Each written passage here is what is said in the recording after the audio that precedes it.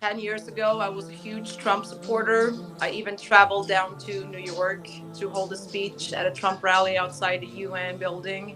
I just felt like I was saving the world from what you said, savages, these horrible terrorists, these people that caused 9/11. Told me literally everything about Islam and who asked me to start studying the Quran. And I said, I can't Wow. study the Quran. That's the book of evil. I was still stuck in that. And there was so much that nobody told me about. To me, it was like, nobody told me this. And Wow. I started questioning, how can we be silent when kids are in limbs? These Wow. children's are parts in body bags. They are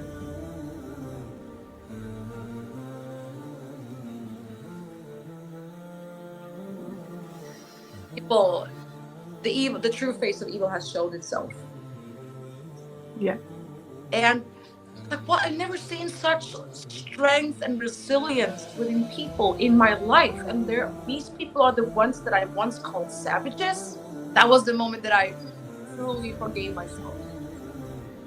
That was the moment that I was reborn. That was the most powerful thing I've ever been through in my entire life. And that's the moment where I really truly bonded with Allah. And that's the moment when I realized what a loving faith Islam is. Assalamu alaikum warahmatullahi wabarakatuh, everyone. I'm Aisha Rosalie and I'm joined with Reem. I'm so excited because Reem is your new name, mashallah, which I'm going to ask you about, by the way. You became Muslim a month ago during the conflict that's going on. People say conflict, but we shouldn't really say conflict, but during the genocide that's going on in Gaza. And I'm really excited to speak with you and find out about how you discovered Islam, how you're going on your journey, and also why it is that you support the people of Palestine. And thank you so much for coming, seriously. Thank you so much for having me here. And you've been sharing a lot on your Instagram about your journey, which has been so inspirational, even for me, who's a convert. I converted to Islam 4 years ago now. And just hearing your story, it touches my heart so much. So I'm excited to find out more. Um, so you actually mentioned on your Instagram that before you became Muslim, you were an Islamophobe for a while. Am I correct? That is true. Um, about 10 years ago, I was a huge Trump supporter. I even traveled down to New York to hold a speech at a Trump rally outside the UN building. And that consumed me. Like, it was my entire life. It was all about that. And I was actually pulled into this kind of politics through my ex-boyfriend, who was a Sweden Democrat, which is basically the equivalent to the Trump side. Not really 100% because that would be the Moderaterna, but it is even more far right. So, and he made me believe that what I was saying was right, And then I got all these likes and all these followers, and people were all like, "Oh, congratulations, you're doing a good job," and stuff like that. And I was starting to, become. It consumed me. It became my life. It became everything with me, and I thought I was doing the right thing. I'm gonna be honest with that. I actually thought that I was doing the correct thing. I thought I was doing the right thing. I was so proud of myself every time I posted something that to me today is what I would be calling hateful. Yeah. Did you feel like you were kind of saving the world from savages in a way? Yeah, Yeah. Do you know where that came from? mass hysteria in media. Yeah. Definitely Uh, most of all mass hysteria.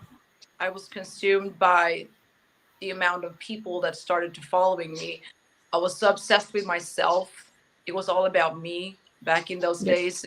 About me gaining likes, me gaining followers, me gaining applause. It was just about me all the time. And that consumed me myself, which made me continue. And I got even louder and louder and louder. And in the end, I was just being a complete douchebag. I was just being rude. I was never saying anything nice. I was angry all the time. I couldn't go live and smile. Every time I was live, I was bitter and angry, and I was somebody that I didn't want to be inside myself, but I couldn't stop because I had already started, you know. And I wasn't even aware that I was hurting people while I was doing this. I just felt like I was saving the world from what you said, savages, these horrible terrorists, these people that caused 9/11, these people that, you know, we're not even going to go with all the horrible things because I don't want to repeat it today because it Yes. was just horrible. So I don't want to say it, but um, it became my lifestyle. How did that leave you feeling on the inside? Depressed. It had me some days not being able to step out of bed. I started eating antidepressives and antihistamines because of panic attacks. And I didn't know why I was depressed. I thought it was the world. I thought I was depressed because the world was so ugly and I needed to save the world from these savages. I thought that was the cause to why I was depressed. And something happened and my page was shut down. I couldn't even understand why. To me, that was just some evil, horrible person that Meta shut me down, you know? And I started thinking about what could be the cost to the fact that I was shut down, and all I could find was probably my ex reporting me or something like that. And then I took a break. After my page was shut down, I needed to take care of myself. I needed to battle my inner demons, and I definitely needed to handle my depression. So I was actually into the psych ward. I put myself into a psych ward for a couple of weeks just to rest and to treat myself. And while I was doing that, I started reading. I started reading political history. I started reading about the side that I was against back then. And the more I read, the more it became clear to me. I need to talk to someone and not a psychiatrist. I need to talk to someone who's from that side because it was all about sides back then, only about sides. It was not about people being people. It was just about which side are you on. Yeah. And I became friends with one of the savages. Yes. Told me literally everything about Islam and who asked me to start studying the Quran. And I said, I can't Wow. study the Quran. That's the book of evil. I was still stuck in that. And it was like, no, it's not. It's what media shows you that is evil. You have to start studying it yourself, like really start not reading it as a book. You have to start studying the Quran because anybody can read a book. Anybody can read the words, but you have to take it bit by bit and just read one surah and come to a conclusion to what does that surah mean? What does it actually mean? What am I reading? Because it's not about words. It's about what's behind the words. And I realized that before I had just read the words and I have misinterpreted the words just as Western media wanted me to. And that made me even more depressed because I started waking up and realizing how many people's lives that I've damaged on my path. So I took a break from politics and everything that was politics for years. I was gone for 3, 4, maybe 5 years. And during those 5 years, I kept studying basically everything, not only Islam, but also everything around it. Even the political situation in the world. I started studying political science. I started studying political history. And there was so much that nobody told me about. To me, it was like, nobody told me this. And that, it opened up my eyes. And I realized that I can stop being depressed now. It is time for me to stop judging myself and to start doing something good instead. Subhanallah, mashallah. I mean, at that time, your page got shut down because of some hate speech, and now you're potentially, probably, maybe your page might get shut down again, but because you're fighting for the oppressed people of Palestine, mashallah. Yes! So how did you hear about what's going on in Palestine, and why have you chosen the side of the Palestinians? Well, even back then, even when I was my worst self, I was for Palestine. I never supported Israel. Okay, that's good. We got that out there. Back then, even when I was this That's horrible barbaric. that I'm still judging today, even back then, I didn't support Israel. I've always supported Palestine, but not like this, because back then I still accepted it as a conflict. Mm-hmm. I was more like, well, I support Palestine, but they're both wrong. It is a conflict. They're both wrong. That was basically my opinion. I thought that we're talking about this world political issue that can never be resolved as long as nobody says I'm sorry. So okay, yeah, I was that's a common belief. Palestinians because I knew that they were the ones who were oppressed. Mm-hmm. Never like this. The media brought me the attention, what was going on. Not as much as social media did. Social media started posting everything, and I started watching this, and I was just horrified, completely horrified. I was like, this can't be happening. This isn't real. This is a nightmare.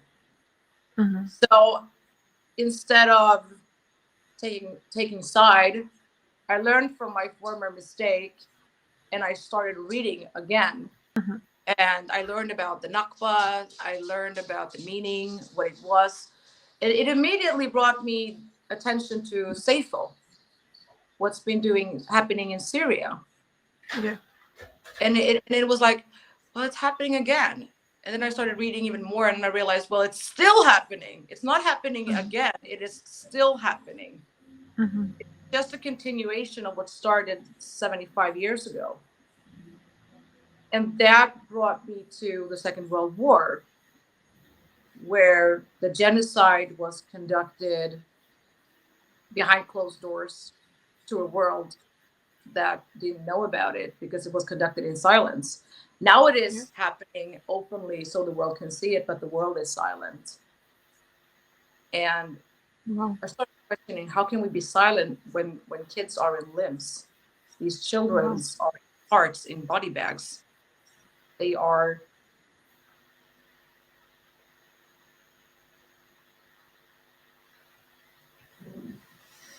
people. The true face of evil has shown itself. And back then, when people ask me, what did you do on October 7th? I was a mental health influencer and a nature photographer. That's what I was doing. So my Instagram page I had about 18,000 followers who basically followed me because I talked about my depression and my PTSD. And these are things that I'm not afraid to talk about, because we need to talk about mental health. This is something that is very, very important to actually address, because a lot of people are suffering from mental illness today. And one thing led to another, and I decided to stop doing what I was doing because Palestine needed my attention more. Yep. So I started posting about Palestine, and I've lost about 10,000 followers since I started posting about Palestine. And back then, it was still important.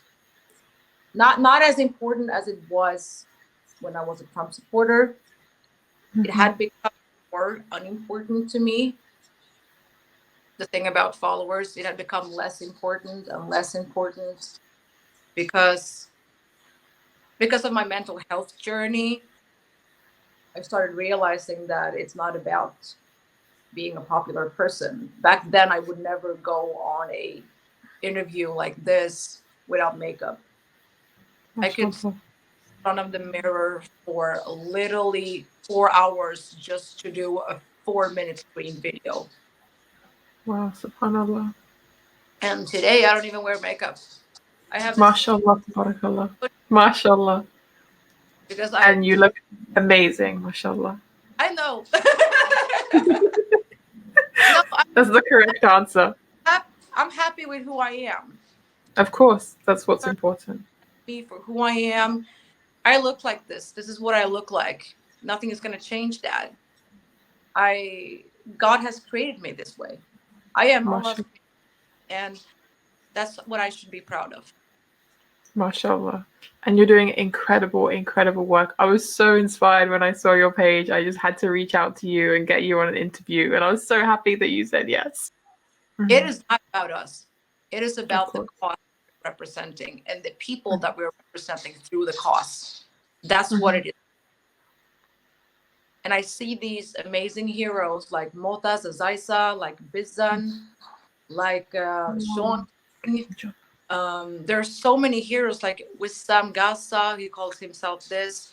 There's so many heroes out there, and they're putting their lives at stake so that we know the truth. That humbles me as a person. That really humbles me. MashaAllah. So can you tell me about your Shahada, about how you actually made that decision to become Muslim? Because it's quite a big decision. What was it that tipped you over the edge in a way? The love. What tipped me off the edge to become a Muslim is that I've never seen such loving people in my life. I wanted to be a part of the love, not the hate anymore. I didn't do it to redeem myself. I didn't do it to gain followers. I didn't do it so, oh, look, now she changed her path so she can become popular on the other side. No. Did it simply because I wanted to be a part of the loving family and ummah that Islam is.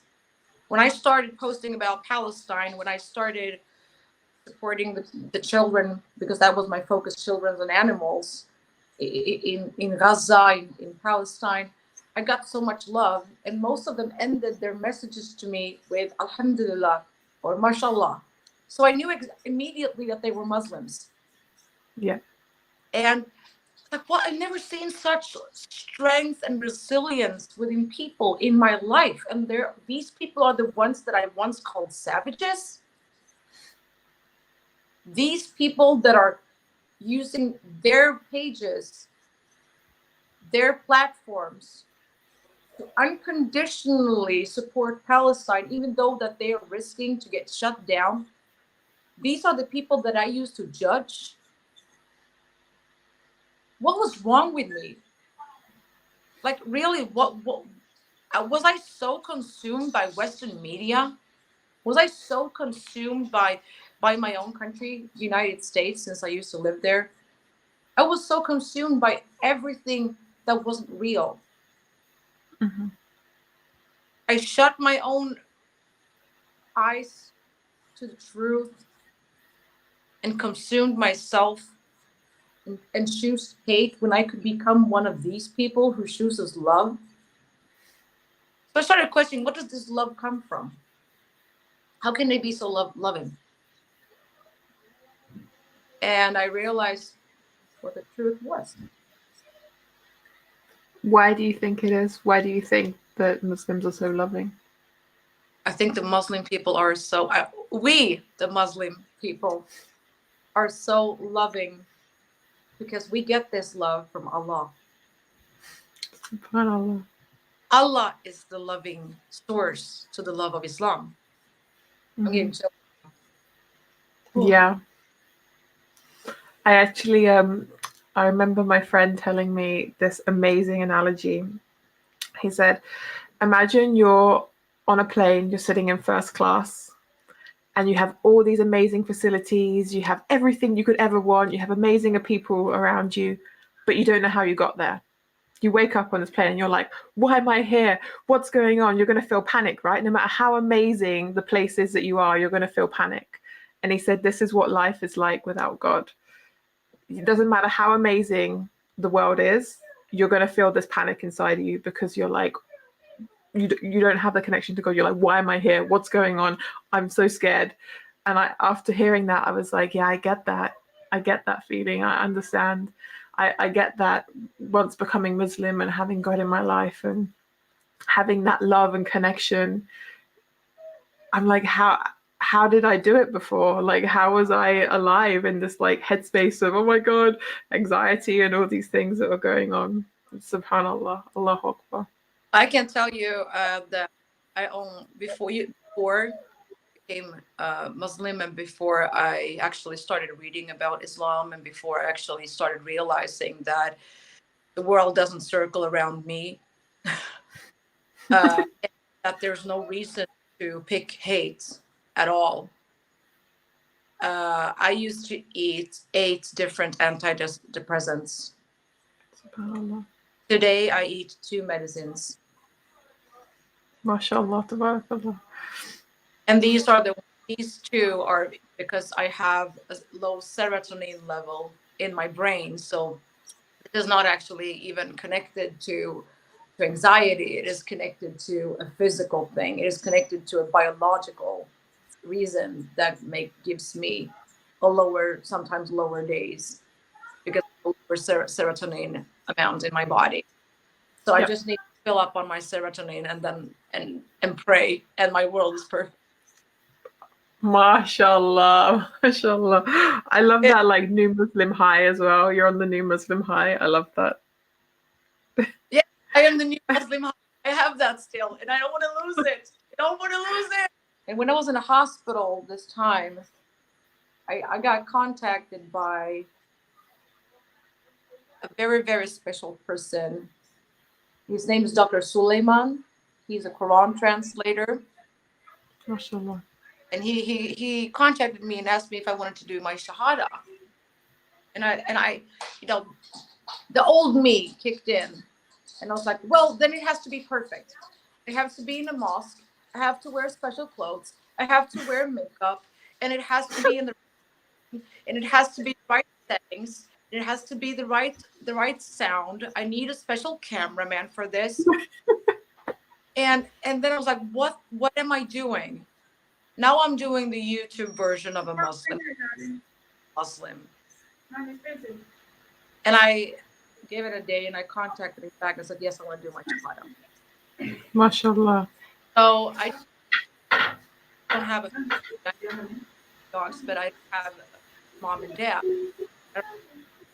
I decided to invite the big family I have, with my friends on Instagram. And I choose to do it live with him. And his first name is Fadel Suleiman. And I was so nervous. I was in my hospital clothes. I hadn't showered for a day.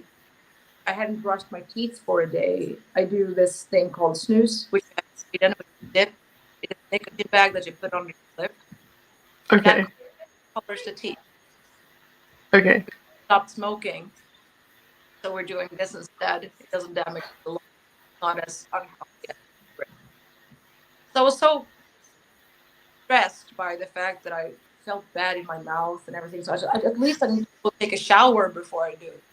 If I'm going to be reborn again, I need to be clean when I'm being born. I want to come in clean. Yep. So I went and took a shower, and I went online live. And there I was, hospital clothes. I hadn't brushed my hair. I will never forget this, because this will never be the I looked like a mess. Literally. I was so high on morphine, because given 2 doses of morphine like 3 hours before, since I had surgery. And then I thought, should I really do this when I have toxins in my body, when I have drugs in my body? I want to be sober completely to do this. Then I realized, wait, I just got this pain reliever. Still, my head is clear. I still know what I'm doing. I'm not being affected by the drugs. They're just pain relievers. Still clear in my head. So I decided, well, that's great. So we went online live and we did this. And I was so nervous about saying it wrongly in English and Yeah.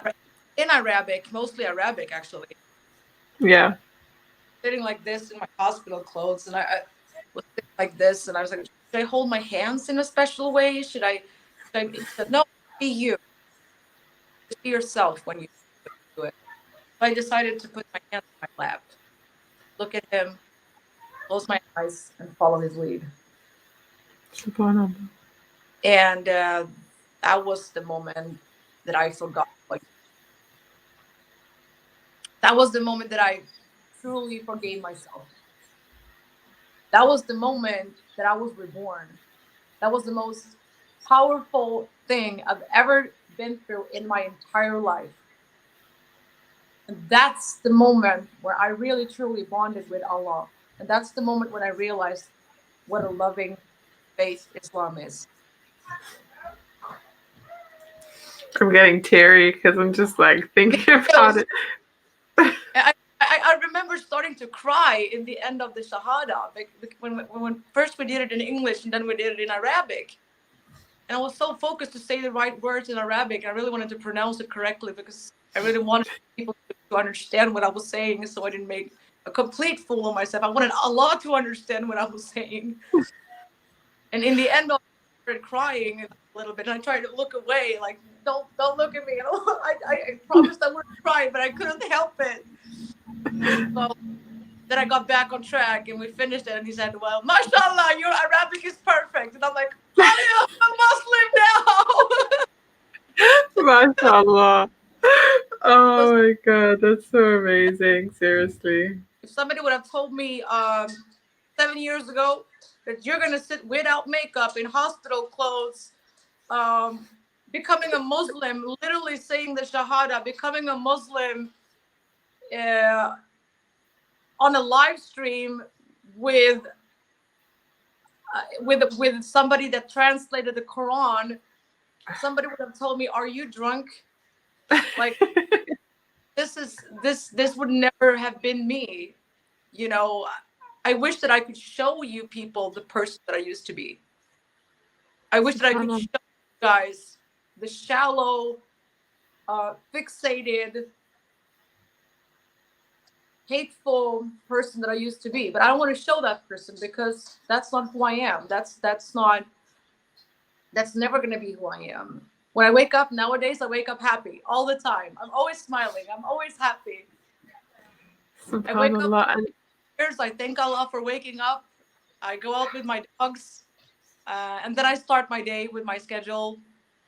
Since I started doing work for Palestine, I quit and ended all my collaborations that I had before. So the only collaborations I have now are 3 people, and they're all Muslim, and they all support Palestine. Alhamdulillah. Everybody contact me and ask me, "Do you want to collaborate with me?" It's like, "Do you support Palestine? And will the collaboration do a financial aid for Palestine? Otherwise, no." Yeah. So that has basically led to a bad economy, and it has given me some rough changes in life, but it is all worth it. Alhamdulillah. And I think with your Shahada, it's really important to remember that there was a part of you that wanted it to be perfect, wanted to have that amazing moment in the mosque with the makeup and the cameras and everything. But you chose to do it in a way where you were just maybe not in your best state, but you just wanted to connect with Allah. And I think that's so amazing to remember that we can come to Allah in any way. We don't have to be perfect for Allah. We can be as broken, or we can be full of sin, or we can be in any way, and we can come to Allah, and Allah will accept us and love us for who we are. And that's amazing because it doesn't happen with humans. It doesn't happen with humans. And it's important to remember. Felt like I'm not doing this for me. I'm doing this for Allah. So who cares what I look like? Who cares what we all? This fixation with our appearance has become sick. Yeah. The fixation with how many likes we have, how many followers we get, it is not healthy for us. It is Yeah, just of course. daily stress for each and Mhm. every one. Subhanallah. Allahu And it's Akbar. fake love. It is not even real love. It is fake love. The only real love you can get is from Allah. One MashaAllah. that don't try too hard. Just be yourself. Yeah, 100%. Okay, I've got some final thoughts. Firstly, I would like to hear your final thoughts on what you would like to tell all the Muslims out there who are super excited about your conversion to Islam. Thank you so much for inviting me to your beautiful ummah. MashaAllah. Nice and concise. That's exactly what we need. What's your message to the Muslims out there who are perhaps being maybe a little bit too judgmental or pushy with you? This journey is between me and Allah. Only Allah can judge me. Don't forget who you are MashaAllah. serving you. You are not serving me. We are serving Allah, and Allah is the only one who can judge. I think people are going to be so touched by this, mashallah. And what is your message to our Palestinian brothers and sisters? No, I'm there again. Don't cry. Don't cry. Uh, we're here with you. We hear you. People from all over the world hear you. You're not alone in this. We are millions of people, and we stand with you, and every fiber in our bones will not give up this fight. And we will continue making a sound and scream until the day that we hear the words, Palestine is free. MashaAllah. Very powerful. Very powerful. Don't May get me Allah.